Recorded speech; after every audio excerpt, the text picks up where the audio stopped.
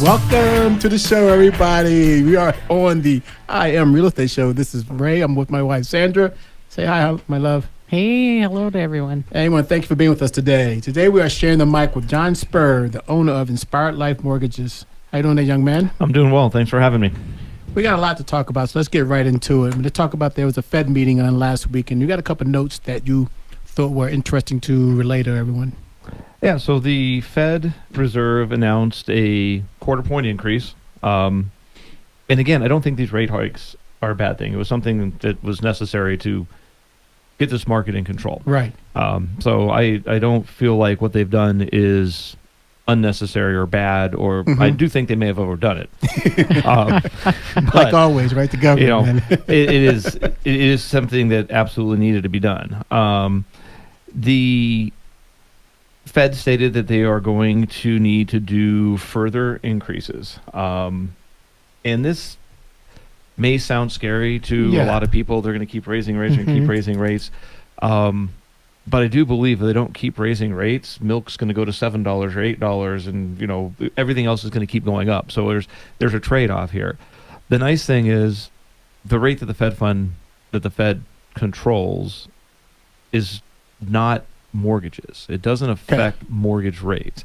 There's an indirect correlation that sometimes mortgage rates will go up in relation to the Fed fund rate going up. But let's think about this. October was the peak of mortgage rates. Right. The Fed has still raised rates 4 times since then, but mortgage rates have come down. So right. These further increases most likely are not going to affect mortgage rates. They're going to affect your credit card payments, auto loans, and those type of things. Okay. With that being said, where do you see rates today, and where, what should people be watching for as far as where we're headed to the near future? So, mortgage rates, the reaction to the Fed increase, they actually went down. Awesome. We like to hear that. This isn't hey, they went down so much I can go buy a bigger house. It was a very small, minuscule amount that they went down. But most places are quoting rates in the mid-6s. Okay.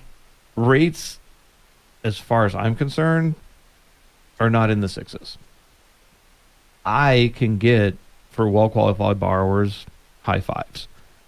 And it really has to do with who I do business with and the overhead that we have. Okay. What would you define as a well-qualified buyer? So, and I think we've talked to this at a meeting recently. Right. The FHFA, which is the Federal Housing, I can't remember what the other F is, agency, Federal Housing Finance Agency, and they run Fannie and Freddie's, cost of funds, basically, and determine what charges need to be made for somebody that has bad credit versus a low down payment or high down payment, so on and so forth. They moved that meter on us recently. So a well-qualified borrower would have been somebody in the 720, 740 credit score range. Well, now that's been bumped up to 780 to be on the high end of things. So if I'm looking at a well-qualified, so somebody going to say a well-qualified borrower that's going to be able to take advantage of those great rates, it's going to be a 780 credit score, and you're going to have 20 to 25% down. And then you're going to be in that band where we can definitely get you under a 6% rate. Okay. And if they are not at the 20%, they're at 15% or 10%. Does the rate change that much, or the fact that they gotta have that mortgage insurance makes a big difference? So, what's funny is if you put 19% down instead of 20% down, you're going to get a better interest rate, but you're going to have mortgage insurance, just like you said. Right. So one of the things that we like to look at is with people that are putting 20% down, let's do 19% down. You're going to have mortgage insurance for maybe 18 months, and then it's going to fall off. But you're going to have a rate that's an eighth to a quarter of percent better. Right. So this new grid that came out, what they call loan level pricing adjustments, and is basically assessing risk to your credit score, your down payment, your payment history, all these different little things that they look at to determine what your rate should be. Mm-hmm. The new grid that came out, there's some areas where you're better off putting down less money than more money, and you're going to end up with a better interest rate. So it's really interesting what they did with this last round of changes. I want you to say that again, because there are probably people thinking, oh, he doesn't know what he just said. He got that backwards. No, I know exactly what I just said. It's confusing all of us, I promise you. There are sections on this new loan level pricing adjustment, and again, we call it LLPAs, and all that is just a fancy term for assessing the risk of a borrower. There are certain areas where if you put less money down, you're going to get a better rate than more money down. And I know that is just counterintuitive, but that is what they have done. And they have all the numbers and they have all the data, and I'm sure they have a reason behind it. I don't know what it is, but we've picked up on it, and we're able to use that to your advantage when we're helping you get financed. What I'm hearing, and I just want to get this across to everyone, is that when you're dealing with mortgages and you're dealing with finding someone that's going to help you, you need to have someone who's willing to specialize it or tailor it to you. And we're talking to you all the time. Everything is individual, and it's not, hey, here's what we have. Here's our packages. Use this. No, what do you have? Here's your limitations. Here's what you can exceed at.